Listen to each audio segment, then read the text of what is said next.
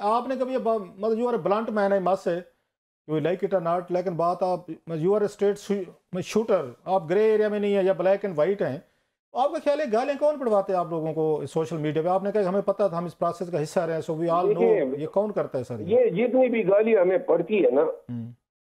ये फैसले जो है, ये डायरेक्ट जो है वो मोहतरमा हलीमा खानम की हिदायत के तहत तो ये सोशल मीडिया है। और बाकायदा आप देखें ना, किसी की मजाल है जो उनके हवाले से बात करें। आप बुशरा बीबी के बारे में लाख बातें करें, कोई जवाब नहीं आएगा, कोई आपको बुरा नहीं कहेगा। अच्छा। लेकिन आप जब मोहतरमा का नाम लेते हैं तो पूरा मीडिया जो है वो आप पे आसमान डाल देता है। तो आप ये कह रहे हैं कि अली अमीन गंडापुर साहब हूँ, आप हूँ, या जो भी पार्टी के इस तरह के लोग हैं, उनको गाली गलौज जो पड़ती है वो यूट्यूबर्स देते हैं या दीगर लोग, तो अलीमा खान साहब उनको हिदायत देती हैं ये टारगेट है इसके खिलाफ करनी, that's what you are saying sir? बिल्कुल, हमें कोई इसमें दूसरी, हमें कोई शक नजर नहीं आ रहा है। खुद तो ये अलग मीडिया पे अपनी जो जबान इस्तेमाल करती है वो आपने देखी होगी। तो लिहाजा ये एक तरीका वारदात है कि लोगों को गालियां दो। तो अब सर गालियां दे दे के जी जी। उन्होंने पार्टी का जो है बटा बिछा दिया है, मजीद गालियां दे ताकि रही सही जो हमदर्दियां हैं वो भी खत्म हो जाए। तो खान साहब को आप क्या समझते हैं कि खान साहब की एंडोर्समेंट इसमें शामिल नहीं है? उन्हें भी पता होगा, बात पहुंचती होगी उन तक, उन्होंने कभी नहीं मना किया। आप उन्होंने अलीमा खान साहब ने कहा, अलीमा खान साहब पार्टी के इतने अहम लोगों के साबिक वजीर आला हैं, आप उनके, आपने पार्टी रिवाइव की स्टार्ट में, आप तो सारे आके ना वो बन गए हैं, गाँव बस गया है तो सारे आ गए हैं, अपना अपना घर बना लिया साहब ने जी, हमने पार्टी के लिए किया। अब लोगों ने तो देखा, हमने तो देखा हुआ है कि आपने from nowhere, from scratches आपने पार्टी खड़ी की थी। खान साहब जेल में थे तो सारा खौफ थे, खौफ ज़्यादा था, सड़क पे क्यों नहीं निकलता था? तो खान साहब को पता नहीं इन तमाम चीज़ों के? अली अमीन गंडापुर साहब हूँ, आप जैसे लोगों ने ये पार्टी को दोबारा खड़ा किया था, तो गाली पड़ रही है और देने वाली आपके बकौल उनके सिस्टर हैं। तो आप समझते हैं कि खान साहब की इजाज़त, ब्लेसिंग के बगैर ये सब कुछ हो रहा है? देखिए, खान साहब को तो जब उस वक्त भी हमें गालियां पड़ती थी, जब खान साहब से हम मिला करते थे, उनको बताते थे। लेकिन मेरा ख्याल ये है कि शायद अगर वेटेज दिया जाए तो खान इसके कायल है कि चूंकि सोशल मीडिया ने बड़ी अच्छी कैंपेन लड़ी है और बयानियां ऊपर उठाया है, तो वो ये समझते हैं कि शायद ये लोग डॉलर कमाने के चक्कर में जो है ये कर रहे हैं। किसी ने उनको ये नहीं बताया है कि आपके घर से हिदायत मिलती है। अच्छा, ये अली अमीन गंडापुर साहब के अब क्या फ्यूचर को डिस्कस किया होगा? अब क्या करेंगे, मतलब उनके क्या जहन में है, अब क्या सियासत करेंगे? या दैट वाज मैक्सिमम वजीर आला बन के बस ठीक है, अगले एमपीए बन के आराम से वो कहते हैं नीवे नीवे गुजारी, जो जो 3 साल बाकी हैं, 4 साल हैं, इसी तरह गुजारें? या उनके जहन में क्या है अगले, मतलब अगली पॉलिटिक्स क्या जहन में है? जब वजीर आला थे ना, सर कुजाने की फुर्सत नहीं थी।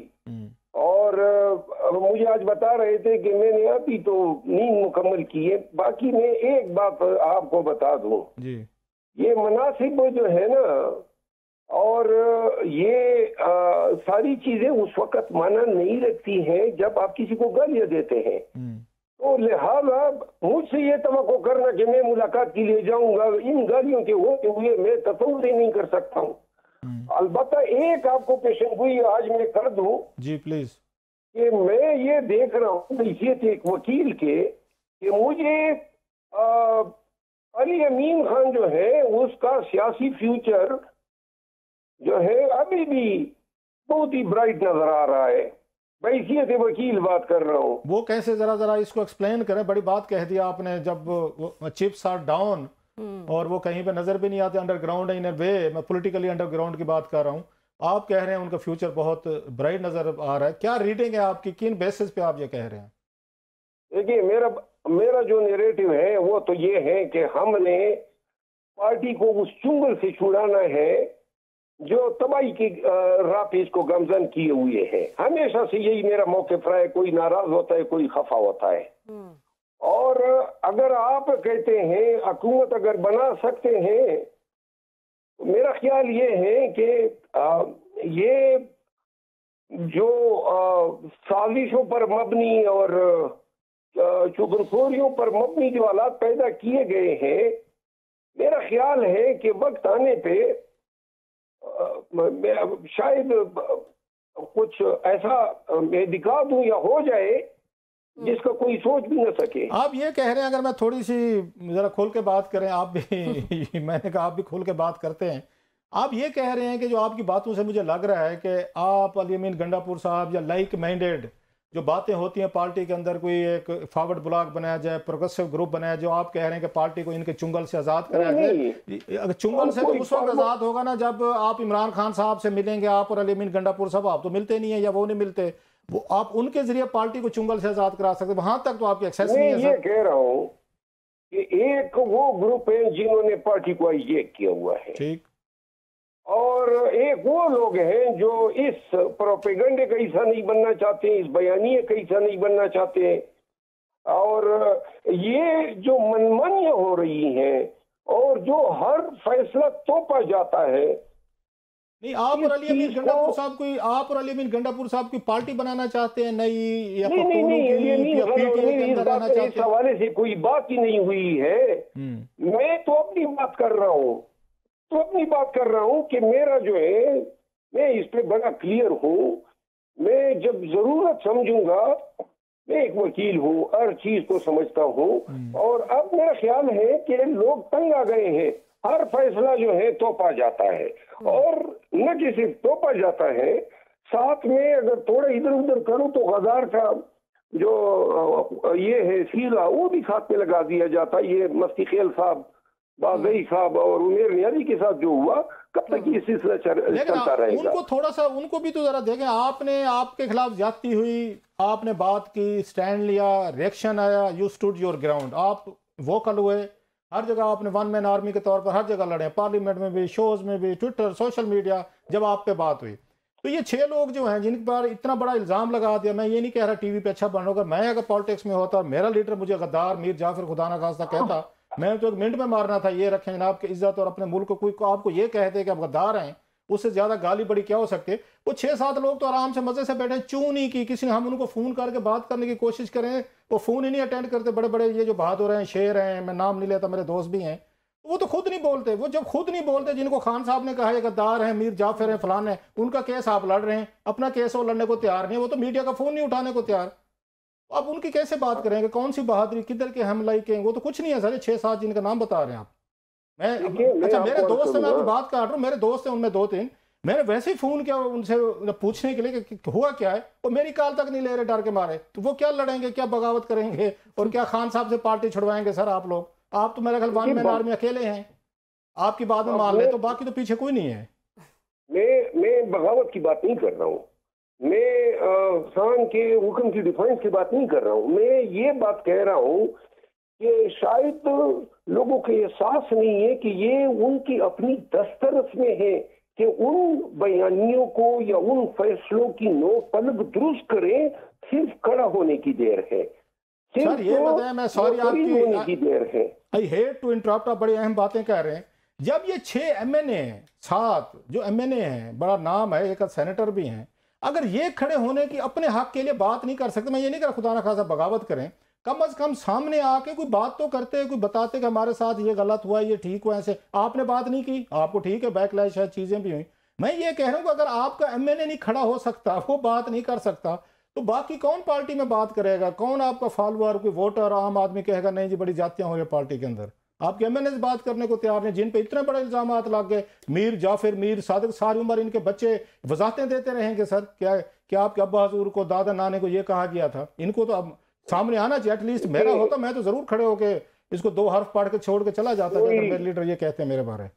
कोई भी अगर हमें या मुझे जाफर कहता है या कुछ भी कहता है, ऐसी बातों को मैं जूती की नोक पे। सर ये इमरान खान साहब की बात हो रही, कोई नहीं कह रहा, कोई ABCD होता है, ये गरीब ऐसा इल्जाम कोई भी मुझ पे लगा दे, कोई भी लगा दे जो इस रुई जमीन पे पैदा हुआ हो। ये क्या बात हुई कि कोई किसी को मैं क्यों ये हक दूं कि वो मेरी तज़हीन करे? किसी को हक ही हासिल नहीं है। अगर मुझे मेरी मेहनत, मेरी खिदमत, मेरी कुर्बानियों का सिला नहीं दे सकता है, तो किसको मेरे हक क्यों दूं, चाहे वो मेरा लीडर क्यों न हो। और दूसरी बात ये है, सिर्फ इतनी बात मैं करूंगा, जब एक दफा आपकी इज्जत नफस, आपकी रिस्पेक्ट, आपके खानदान को की जगनसारी हो जाती है और सारे आलम के सामने आपको गालियां दे दी जाती है, इसके बाद रह क्या जाता है? Very true. किसी का क्या इससे का कहा जाता है? मैं सिर्फ एक बात करूंगा आखिर में सर, मैं वो करता हूँ जो मेरा मन चाहता है कि ये पार्टी के लिए और खान के लिए दुरुस्त है। अभी तक खान के साथ नेकी करने को मन करता है, जी करता है तो हूँ, और एक हफ्ता 10 दिन के बाद शायद मैं कोई अपने लिए कोई ऐसा फैसला करूं जो सरप्राइज हो। नहीं, आप क्या सोच रहे हैं, क्या फैसले की? कोई खान साहब की अगर कोई थोड़ा सा हिंट ड्रॉप करें, कोई पार्टी तो नहीं ज्वाइन करने जा रहे? शमूलियत के हवाले से बात नहीं कर रहा हूँ। मैं अपने उस नैरेटिव को जो मेरा है, जो इस इंतशारी और ये चुगलखोर टोला जो है, इसके मनाफी जो मैं आज तक मुसलसल बात करता आया हूँ, इनको एक तमांचा रसीद करने का मेरा मूड हुआ है, तो इंशाल्लाह जल्द रसीद करूंगा। मरवत साहब, ये बताएं, आप ये जो बात कर रहे हैं, मैं अभी सुन रही थी, एक क्लिप जो है वो वायरल हुआ था बड़ा, कि आप अक्सर शिकायत करते हैं कि आपके साथ क्या हुआ पार्टी में, क्या नहीं हुआ, लेकिन मेहरबानो कुरैशी ने कहा आप तो मफादात के लिए जो है वो आए थे पार्टी में, आप तो पार्टी से पहले कुछ भी नहीं थे। And with all due respect, 9 मई के बाद जो है वो आप ज़्यादा जो है वो नजर आने लगे। जाहिर है आपने बड़ी सपोर्ट भी दी उसके बाद, जब जैसा कि आप कहते हैं कि सब लोग अंदर थे, कोई निकलने को तैयार नहीं था, लेकिन उनका कहना है कि पार्टी के लिए आप मफादात में जो है, मफादात के लिए आप आए और फिर जो है वो आप साइड पे हो गए।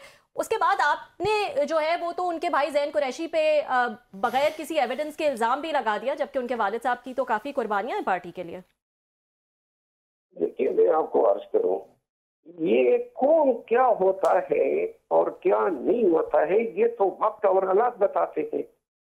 9 मई से पहले बहुत सारे गवर्नर, वजीर आला, वफाकी वज़रा, सूबाई वज़रा, जो लोग लाखों की तादाद में, हजारों की तादाद में पीटीआई से मुस्तफीद हुए थे, तो वो क्या थे और क्या उन्होंने अपने आप को साबित किया, ये तो वक्त ने बता दिया।